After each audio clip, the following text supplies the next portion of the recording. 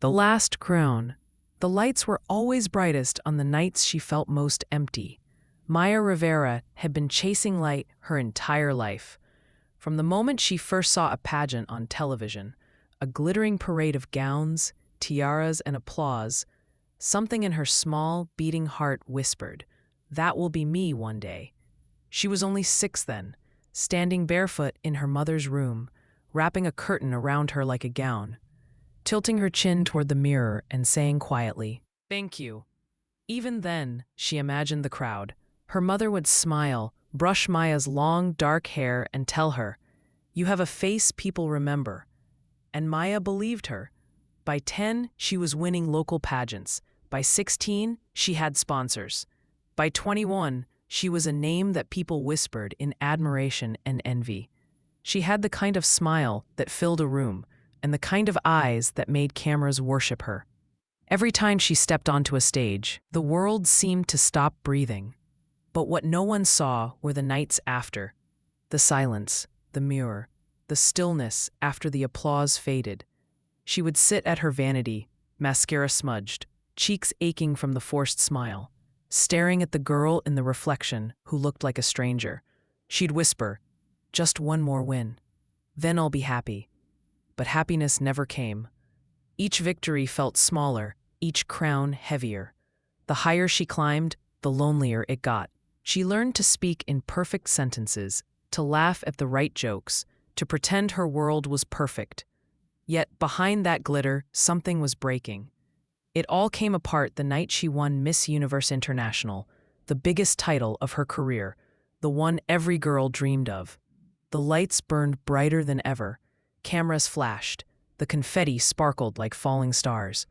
And when they placed the crown on her head, she smiled, because that's what she was supposed to do. But inside, she felt nothing.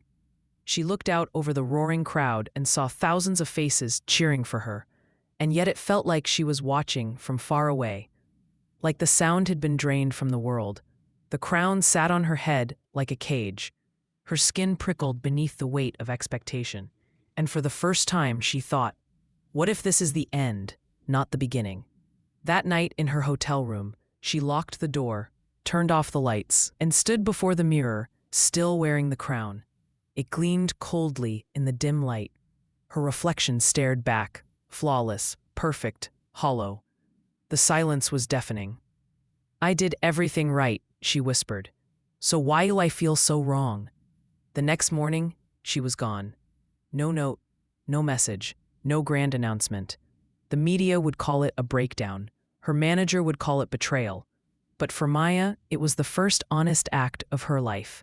She drove for hours, leaving behind the noise, the flashing cameras, the expectations. She found herself in a small coastal town, the kind of place where nobody cared about glamour or fame. She rented a tiny cottage near the ocean, and for the first time, woke up without makeup, without a schedule, without a single reason to smile, except the quiet, the air, the sound of the sea breathing in and out. At first, she didn't know what to do with herself. Her hands itched to reach for a phone that wasn't ringing. Her body tensed when the days passed without attention. She felt invisible. But then something unexpected happened. She started to feel alive. She began walking on the beach every morning, watching the sunrise paint the sky. She watched the waves erase their own footprints and thought, maybe that's what I need, to start erasing what I've been pretending to be. One day, she walked into a small cafe by the shore. Behind the counter was a young woman laughing with a customer. No makeup, no jewelry, just a natural, unfiltered joy that made her glow. Maya couldn't stop watching her. The girl noticed, smiled, and said, "You look familiar. Were you on TV or something?" Maya just laughed. Once upon a time. And that was the first time she said it out loud, as if the person she used to be had already become a story. She began reading, writing, sketching, volunteering at the community center. There was a peace in her routine, a gentleness she'd never known. One afternoon, she walked past a group of teenage girls gathered for a self-esteem class. The speaker was showing them how to pose with confidence. Maya froze. That phrase, it was the same one she'd lived by. When the class ended, one of the girls recognized her. "You're Maya Rivera, aren't you? You won Miss Universe." Maya hesitated, then nodded. The room went silent. The girls stared at her like she was made of starlight. One of them asked softly, "Can you tell us how to be like you?" She looked at their young, hopeful faces. The same hunger she used to have, the same belief that beauty could fill the emptiness. And Maya said, "No, don't be like me. Be like you, because I spent years trying to fit into a mirror that never showed me who I really was." The girls looked confused. One asked, "But weren't you happy when you won?" Maya smiled sadly. "Happiness doesn't live on stages. It lives in silence, in peace. You can be the most beautiful woman in the room and still not recognize the person in the mirror." From that day on, Maya started visiting the center regularly. She told the girls stories, not about beauty, but about fear, doubt, courage. She taught them how to stand tall, not because the world was watching, but because they deserved to take up space. And slowly, her words began to spread.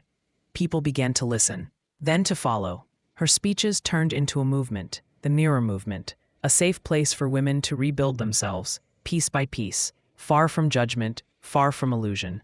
Years passed. The cameras found her again, but this time it was different. She wasn't the flawless face anymore. She was the voice. Her wrinkles showed when she smiled, her eyes glowed when she spoke. There was no glitter, no spotlight, and yet she'd never been more radiant. One evening, after a talk, a young journalist approached her. "You used to be the face of beauty," he said. "Do you ever miss it?" Maya smiled gently. "No," she said, "because beauty fades when it's borrowed, but truth, it grows with you." He hesitated. "So what is beauty to you now?" She thought for a moment. Rain pressed softly against the window, blurring the city lights into something dreamy and quiet. "Beauty," she said, "is peace. It's when you look in the mirror and finally stop apologizing for who you are." Later that year, Maya went back to her old home. In the attic, she found a dusty box full of crowns.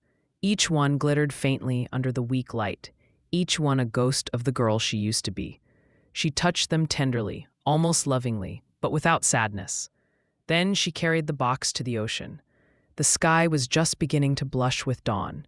She stepped into the cool water, the hem of her dress soaking through, and one by one she released each crown. The waves took them gently, pulling them under until the light scattered and disappeared. "I don't need you anymore," she whispered. Her voice trembled, but it wasn't sorrow. It was freedom. The tide rose around her ankles. The sun climbed higher, and for the first time in her life, Maya felt completely whole. Not because anyone was watching, not because anyone approved, but because she finally had nothing to prove. She stood there for a long time, breathing in the salt air, feeling the sun on her face. The world had always told her that her worth was in how she looked, but now she knew the truth. The light she'd spent her whole life chasing was never in the crowns or the cameras. It was in her all along, quiet, steady, waiting for her to stop running and finally see it. And that was the moment Maya realized she had found her last crown. Because sometimes the greatest victory isn't the one the world sees. It's the quiet moment when you stop performing for love, when you finally stop trying to be chosen, and instead you choose yourself. Don't spend your life performing for love. Find the kind of love that asks you to stay still and see yourself.